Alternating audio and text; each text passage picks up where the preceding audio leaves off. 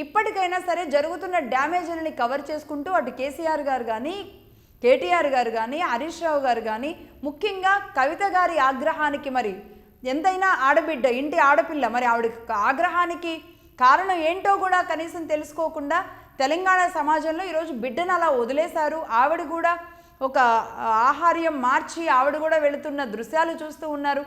పోను పోను అదేమవుతుంది అంటే కల్వకుంట్ల కుటుంబం మీద ఒక నెగిటివ్ ముద్ర వేసే అవకాశాలు ఉంటాయి.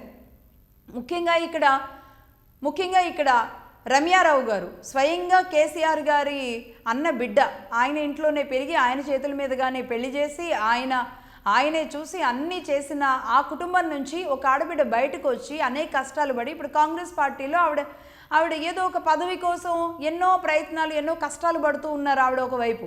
ఇంకొక వైపు అదే కుటుంబం నుంచి మరీ ఇంకొక ఆడబిడ్డ బయటకు వచ్చి కవిత గారు మళ్ళీ ఇప్పుడు బయటకు వచ్చి ఇదే తరహాలో రమ్యారావు గారు లాంటి తరహాలోనే ఆవిడ కూడా బయటకు వస్తే అంటే కల్వకుంట్ల కుటుంబం ఆడబిడ్డల్ని పక్కకు నెట్టేసింది, ఆడబిడ్డల్ని పట్టించుకోవడం లేదు, ఇంటి ఆడపడుచుకి ఇదేనా గౌరవం ఇచ్చేది అంటే తెలంగాణ సమాజం యాక్సెప్ట్ చేయదు.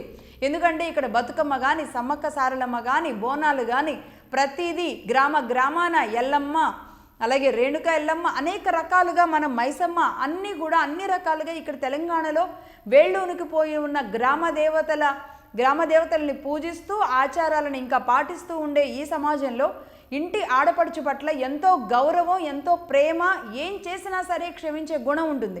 అలాంటిది కేసీఆర్ గారు లాంటి కుటుంబంలో ఇలాంటి ఇద్దరు ఆడపిల్లలు బయటకు రావడం మాత్రం ఇది నెగిటివే. గ్రామ పంచాయతీ ఎన్నికల్లో గ్రామాల్లో ఇది చాలా దగ్గరగా చూస్తారు కాబట్టి అది ఇంకా నెగిటివ్. కాబట్టి ఫస్ట్ ఆఫ్ ఆల్ ఇలాంటి ప్రాబ్లమ్స్ అన్నింటినీ సాల్వ్ చేసుకొని ఇంటి నుంచి కేసీఆర్ గారు తన సమస్యలను చక్కదిద్దుకొని కనుక బయటికి రాగలిగితే డెఫినెట్గా ఆయన మళ్ళీ సక్సెస్ అయ్యి మళ్ళీ ఆయన పునర్వైభవాన్ని దక్కించుకునే అవకాశాలు ఉంటాయి. మరి ఎందుకో కేసీఆర్ గారు సైలెంట్ అయిపోయారు. మరి సమస్య కారణం ఏంటో ఆయన తీర్చలేనంత ఘోరమైన భారం ఆయన మీద పడిందో ఏమో తెలియదు. సో మొత్తానికైతే కాంగ్రెస్ వర్సెస్ బీఆర్ఎస్ అయితే ఇలా ఉంటుంది.